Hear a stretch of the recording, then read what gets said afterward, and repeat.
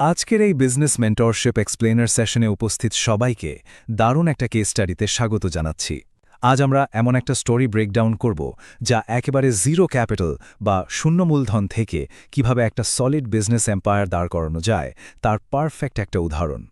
কোনো অর্থনৈতিক সাপোর্ট ছাড়াই শুধু প্রবল ইচ্ছাশক্তি আর সঠিক স্ট্র্যাটেজি দিয়ে কিভাবে ইম্পসিবলকে পসিবল করা যায়, চলুন সেই জার্নিটার একদম গভীরে যাওয়া যাক। স্ক্রিনের এই কোটেশনটা একটু খেয়াল করুন। আমরা অনেকেই ভাবি একটা ব্যবসা দাঁড় করাতে বোধহয় শুরুতে কারি টাকার দরকার, রাইট? কিন্তু মানি ইজন্ট এভরিথিং। টাকা আসলে সেকেন্ডারি একটা ফ্যাক্টর। সবথেকে ক্রুশিয়াল জিনিসটা হলো একটা ক্লিয়ার ভিশন বা স্বপ্ন, আর সেই স্বপ্নের পেছনে পাগলের মতো লেগে থাকার একটা আনস্টপেবল মাইন্ডসেট। তো চলুন আমাদের আলোচনার প্রথম পর্বে ঢোকা যাক। পর্ব ১, মূল চালিকা শক্তি বা ড্রাইভিং ফোর্স চিহ্নিত করা। আমাদের আজকের কেস স্টাডির হিরো রাকিবের শুরুর পরিবেশটা একটু চিন্তা করুন। একটা ছোট্ট গ্রাম, বাবা দিনমজুর আর মা অন্যের বাড়িতে কাজ করতেন। জাস্ট ইম্যাজিন, এমন অনেক দিন গেছে যখন তাদের ঠিকমতো একবেলা খাবারও জুটত না।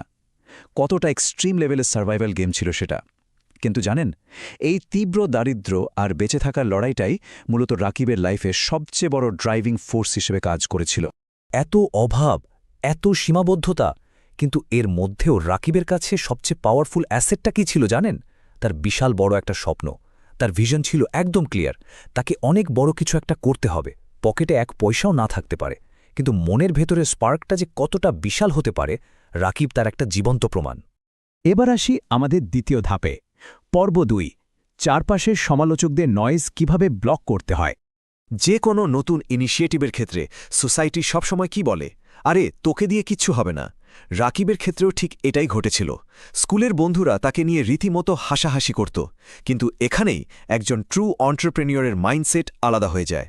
রাকিব বিলিভ করত, আজ যারা আমাকে নিয়ে হাসছে, গ্যারেন্টি দিয়ে বলা যায় কাল তারাই আমার সাকসেস দেখে তালি বাজাবে। সো বাইরের এই নেগেটিভিটিগুলোকে ইগনোর করে ফোকাস ধরে রাখাটাই হলো আসল ট্রিক। আমাদের পরবর্তী সেকশন পর্ব ৩, মূল সংগ্রাম বা বলা যায় ড্রিমটাকে রিয়ালিটিতে কনভার্ট করার কাজ। ভিশন তো সেট হয়ে গেল, কিন্তু এরপর শুরু হয় গ্রাইন্ডিং, মানে দ্য রিয়েল হাসল। রাকিব দিনের বেলায় চায়ের দোকানে কাজ করত, মানুষের দরজায় দরজায় পেপার বিলি করত। এরপর হাড় ভাঙা খাটুনি শেষে রাতে টিমে লাইটের নিচে বসে পড়াশোনা করত। লিটারালি নিজের আরাম, ঘুম সবকিছু স্যাক্রিফাইস করে দিয়েছিল সে। নিজের ক্যাপাবিলিটি বিল্ড আপ করার জন্য এই লেভেলের ডেডিকেশন আর স্যাক্রিফাইসের আসলে কোনো শর্টকাট নেই। এরপর আসে সবচেয়ে ইন্টারেস্টিং পার্ট, পর্ব ৪, পরিবর্তন এবং পুনরাবৃত্তি, বা যাকে আমরা বলি পিভট অ্যান্ড ইটারেশন। একটা সময় রাকিব বুঝতে পারল শুধু ফিজিক্যাল লেবার দিয়ে এক্সপোনেনশিয়াল গ্রোথ সম্ভব না, যুগের সাথে তাল মেলাতে হবে। তাই সে একটা স্মার্ট ডিসিশন নিল। নিজের সাধারণ একটা মোবাইল ফোন আর ইন্টারনেট কাজে লাগিয়ে সে নতুন স্কিল শিখতে শুরু করে, আর সেই লার্নিং থেকেই লঞ্চ করে তার জীবনের প্রথম ইন্টারনেট বিজনেস। ব্যবসায়িক ভাষায় এই যে স্ট্র্যাটেজিক শিফট, এটাই হলো একটা মাস্টার ক্লাস পিভট। অবশ্যই কাজটা এত সহজ ছিল না। প্রথম সে বেশ কয়েকবার চরমভাবে ফেল করেছে। চারপাশের মানুষজন আবারও হাসাহাসি শুরু করে। কিন্তু আমরা উদ্যোক্তারা জানি, ফেল মানে গেম ওভার না। রাকিবের কাছেও ফেল মানে ছিল ফার্স্ট অ্যাটেম্প্ট ইন লার্নিং। সে থেমে যায়নি, বরং নিজের ভুলগুলো আইডেন্টিফাই করে ব্যবসাকে বারবার ঢেলে সাজিয়েছে, ইটারেট করেছে। রাকিবের পুরো জার্নির এই টাইমলাইনটা একটু দেখুন।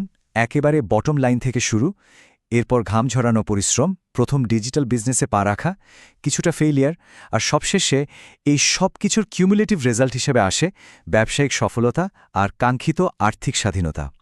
এটা একদম চোখে আঙুল দিয়ে দেখিয়ে দেয় যে ছোট ছোট কনসিস্টেন্ট এফোর্ট কিভাবে একটা সময় ম্যাসিভ সাকসেসের রূপ নেয়। চলে এলাম আমাদের পঞ্চম পর্বে, পর্ব ৫, সফলতার দিকে স্কেলিং। এই যে এতগুলো বছর ধরে লেগে থাকা, এর পে অফটা কেমন ছিল? ম্যাজিকের মতো। যখন তার বিজনেস মডেলটা ফাইনালি ট্র্যাকশন পেল, গ্রোথ ছিল জাস্ট আনবিলিভেবল। ইনকাম মাল্টিপ্লাই হতে থাকল। একসময় সেই অভাবী ছেলেটা হয়ে উঠল একজন এস্টাবলিশড বিজনেস ওনার। নিজের উপার্জনে কেনা হলো বাড়ি, গাড়ি, আর সবচেয়ে ইম্পর্টেন্টলি তার পরিবারের ওই ভয়াবহ স্ট্রাগল আর আর্থিক কষ্টের চিরতরে অবসান হল। ফাইন্যান্সিয়াল সাকসেসের বাইরেও একটা বড় অ্যাচিভমেন্ট ছিল এখানে, একটা বিশাল সোশ্যাল শিফট। ওই যে বলছিলাম না, প্রথম দিকে সবাই তাকে ইনসাল্ট করত, আজ তারাই বাধ্য হচ্ছে রাকিবকে সম্মান করতে। সাফল্যের চেয়ে বড় আর সাইলেন্ট রিভেঞ্জ পৃথিবীতে আর কিছু হতে পারে না, তাই না? চলে এসেছি আমাদের একেবারে শেষ পর্যায়ে, পর্ব ৬। আমাদের মতো উদ্যোক্তাদের জন্য এখান থেকে আসলে শিক্ষণীয় বিষয়গুলো কি কি? সাকসেসের রোডম্যাপটা কিন্তু একদম চোখের সামনেই। ফার্স্ট, ড্রিম ম্যাসিভলি, স্বপ্ন দেখায় কোনো লিমিট রাখা যাবে না। সেকেন্ড, সিচুয়েশন যতই টাফ হোক, নেভার সারেন্ডার। আর থার্ড, প্ল্যানটাকে এক্সিকিউট করতে হবে একদম ব্রুটাল হার্ডওয়ার্ক দিয়ে। এই তিনটার পারফেক্ট কম্বিনেশন ঘটাতে পারলেই সাকসেস ফর শিওর। আজকের এই এক্সপ্লেনার থেকে আমার ফেভারিট টেকওয়ে হচ্ছে এই কথাটা: গরিব হয়ে জন্মানোটা বা টাফ সিচুয়েশনে পড়াটা কোনোভাবেই আপনার দোষ না, কিন্তু সেই সিচুয়েশন থেকে ফাইট ব্যাক করে উঠে আসার জন্য যদি 1% চেষ্টাও না করা হয়, তবে সেটাই হচ্ছে লাইফের সবচেয়ে বড় ব্লান্ডার। ইনঅ্যাক্টিভ থাকাই হলো সবচেয়ে বড় ফেলিয়ার। আমরা দেখলাম জিরো রিসোর্স আর শুধুমাত্র একটা বার্নিং ডিজায়ার দিয়ে কিভাবে একটা বিজনেস এম্পায়ার গড়া যায়। এখন এই সেশনে বসে থাকা আপনাদের সবার কাছে আমার একটা প্রশ্ন রেখে আজ শেষ করতে চাই। এই লেসনগুলো কাজে লাগিয়ে সিচুয়েশনের কাছে হার না মেনে জিরো থেকে নিজের ড্রিম বিজনেস দাঁড় করানোর পরবর্তী আইকনিক উদাহরণটা কে হতে যাচ্ছে? আশা করি আজকের এই আলোচনা আপনাদের ভেতরের সেই আগুনটা জ্বালিয়ে দিতে পেরেছে। Let's get to work.